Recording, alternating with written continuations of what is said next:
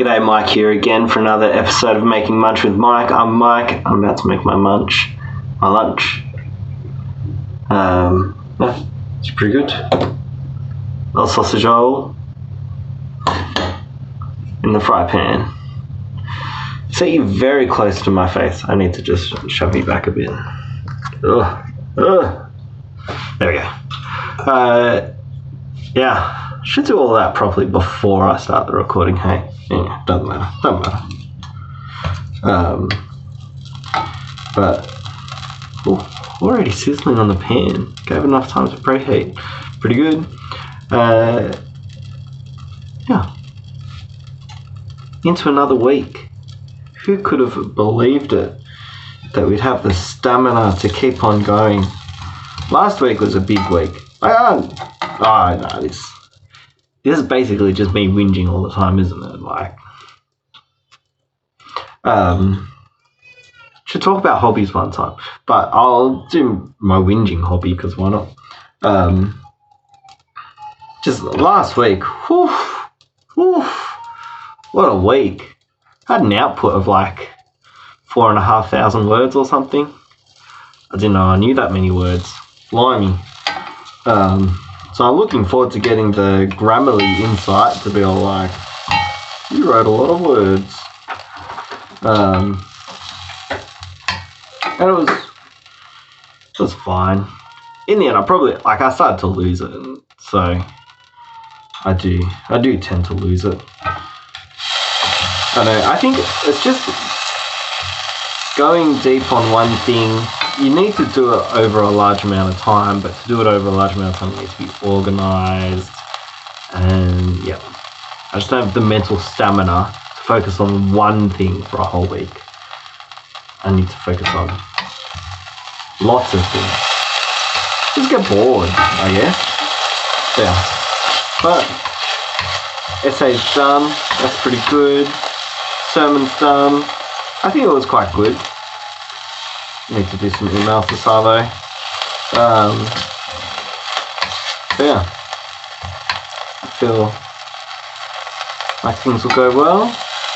Then coming up in a few weeks' time, I've got a week where I'm doing a 3,000 word essay and a 1,800 word exegetical. So that'll have more word output that week than this last week gone. I think, because I did a 15-minute sermon. I wouldn't have done 18,000 words for a 15-minute sermon. There were paragraphs I wrote and then chopped. I suppose if we're counting everything I chopped, I wrote more, but in terms of finished product words, which are easier to count, yeah, because I edit as I go. I think you're not meant to do that. You're meant to just write everything up. But every time I'll just write everything up. I won't edit as I go. Then I don't. That's all I write. I don't edit it later.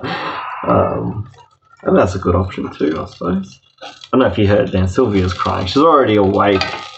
She's only been asleep for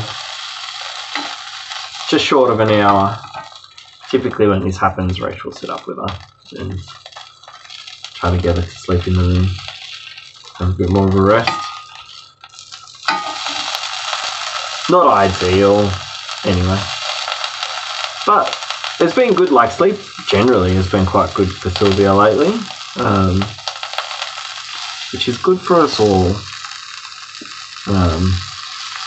Because if she doesn't sleep, then we don't sleep. Then we don't sleep, we go crazy. And then you get essays like what I wrote last week, with an excuse. Whereas I wrote my essay last week with no excuse. I should be completely sane, but turns out I'm not actually all that sane, so that's alright. Is that alright? Oh no, I said it's alright, so there you go. There you go, it's alright, because I said so. Hobbies. Whinging is the great Australian hobby, isn't it? I think it is. Aussies love to whinge. Although, calling whinging the great Australian hobby is that whinging about people whinging. Oh, yo dog! Heard you liked Exhibit, so we made a meme about Exhibit. Nah, no. I never even. I watched Pimp My Ride like 2 times over, but from the Yodog meme, I do get a certain feeling that I'm valid in having only ever watched, like, even if I'd only ever watched 1 episode, I know all of how it goes every time. I just remember watching it, and they put a PlayStation in someone's car, and I was just like, is the car really a living space? Is that a space where you go and play PlayStation? Also, what kind of, like, do they boost the electrics of the car that it can sustain a PlayStation? Like, you got to put a fair engine in a car for that to be able to turn enough extra energy that it will charge everything, power everything. I don't know. I don't know if they calculate all of that, but anyway. Oh, sounds like the girl just went back to sleep. That's pretty good. Pretty good. That means we can watch The Office. That's a terrible hobby, watching TV, but that's what I've been on about lately. Oh, do you know? I've got time to talk about this. Maybe not. I'll just talk about The Office and Beauty and the Beast. I don't know. I've got time to do that. Anyway, thoughts. Lately, I've been watching The Office. Gone back to the start, watching from the very beginning, watching every episode. I don't think I've done that properly before. I've just sort of borrowed whatever DVDs the library had, or ABC or iViewer started mid-season 7 or something. Yeah, so gone back to the very start, watching it, and it's interesting. It's got more to it than I think it gets credit. I think it gets credit, but in my mind, the people who love it are just binging it all the time. They're not. I don't know what, but it's actually like quite well put together. There's always 2 plot lines, and the plot lines intertwine. It's about the same thing all the time. So I'm like, oh, it is reasonably well written. Like, there's an amount of thought going into each episode to be like, this is what this whole episode is about, and it actually goes about dealing with whatever issue. Yeah. So normally 2 plot lines, compare the 2, and then you know what the episode's about. Pretty good. But then on Sunday Arvo, yesterday in the afternoon, just big week for the Arvo. We watched Beauty and the Beast as our chilling out time before dinner, before the rush of bedtime and everything. It was a good time. And I just was watching it being like, there are things about this that I'm like, these are the same characters as in The Office. So I was like, Gaston, that's Michael, pretty well. LeFou, or whatever Gaston's little buddy's called, clearly Dwight, like that just straight up lucky kind of character. For Beast, obviously Jim, Belle, obviously Pam, but like, it's not that it's the same plot and the same relationships between the characters. It's just the same characters. Know what I mean? Same characters. For Belle's dad, whatever his name is, I was like, that's obviously Creed. Yeah. I was like, I'm sure that you could go through and do more of them.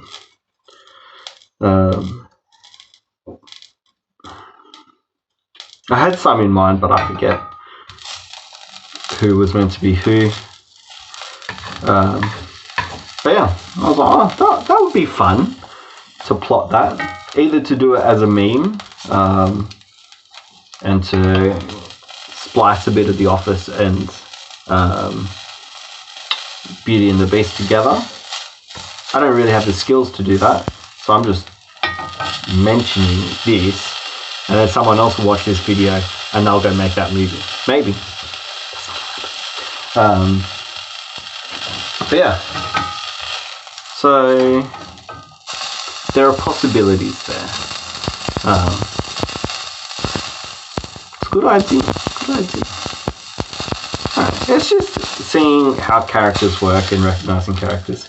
I don't know, I've always loved the concept of that thing. I don't really know anything about it, hey. I just love the concept of it. I've got enough to get there's a vague gist of an idea. But I think it's like in Italian plays or in operas or something, there's like 6 masks, and those 6 masks are the 6 characters. And then you tell new stories with the same characters. You have the stock characters. I think it's a real thing. Maybe it was a weird dream I had once. Rach is saying it's the comedy of arte. Comedy dell'arte. Com dell'arte. Del Barchi. Casey Delacqua. I'm sure it's a real thing. But yeah, just those characters. It's just a fun idea. And then applying that kind of study with Beauty and the Beast. Seems like a good game. Just saying maybe you could play that at home. Maybe take a random TV show and a random movie you like and be like, oh, the characters are the same. I think the harder it is to draw those lines, the funnier it will be.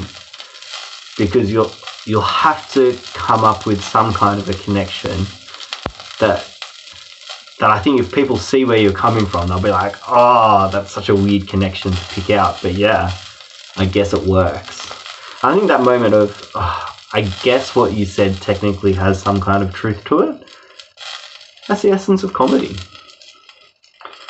I will begrudgingly accept that if you stand on one leg, turn your head on the side and squint, something you just said is somewhat true. Comedy. I think that's a good note to leave it on. Such a piece of wisdom right there for you about how comedy works. Silence. Well, that's been Making Munch with Mike. I've been Mike. I've been making my munch. And the episode's done. Catch you tomorrow.